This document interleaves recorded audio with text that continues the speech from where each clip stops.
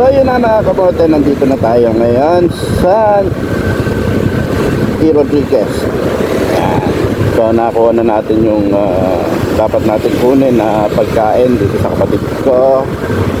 Then ayan, sa kabutihan palad may nakuha rin tayong booking via Lalamove pabalik ng Marikina. So yan, maganda to, magandang pangitain at nakakakuha tayo ng booking. So kunin na muna natin to mga kamote, samahan nyo ako sa pick up location. Let's go!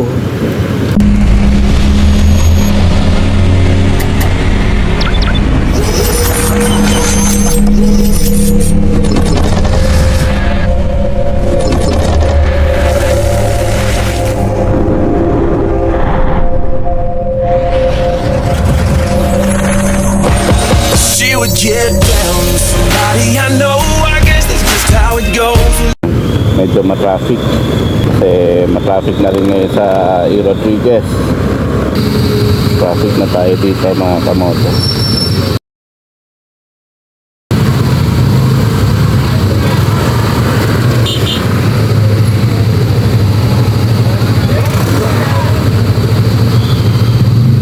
One hour later. Tayo sa masikip na daan. Sana all. Wala nang daan dito. Naipit na tayo mga kamote. A few moments later.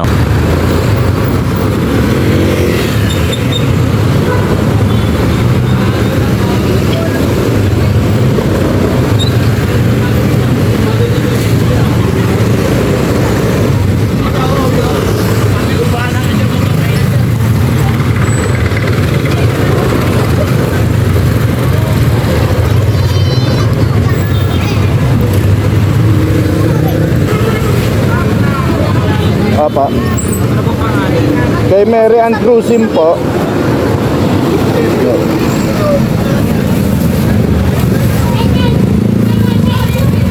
Sa Marikina pa. Salamat po.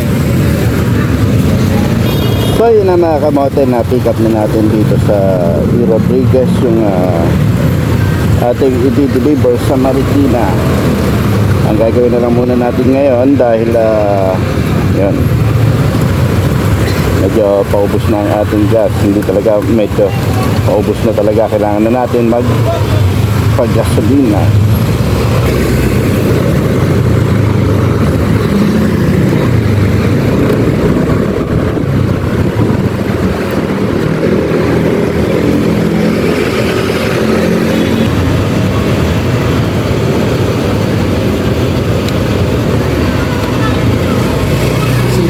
Hindi na pa. Okay.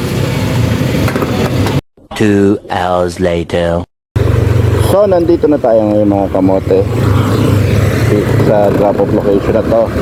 So natin na lang natin saan sa banda.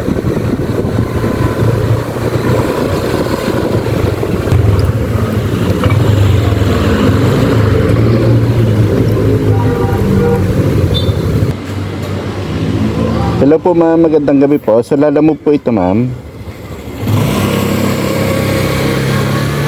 Po.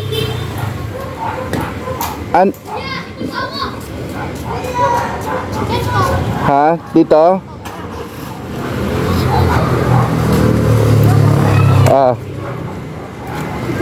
Kasi patawag na lang po.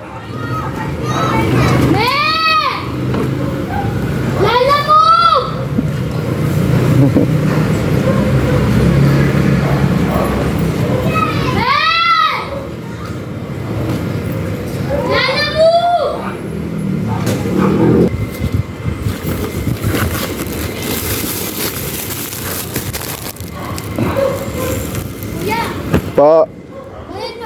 Babayaran po.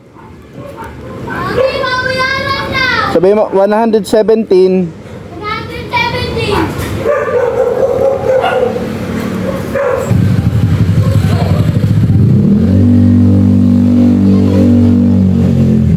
Po. Dali Ay, sige po. 117.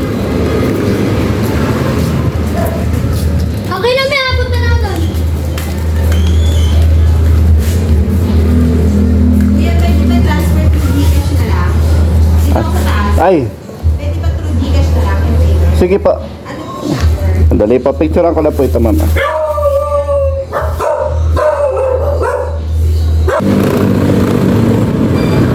So yun na mga kamote, na i-deliver na natin ang ating parcel na dala-dala via Lila Move.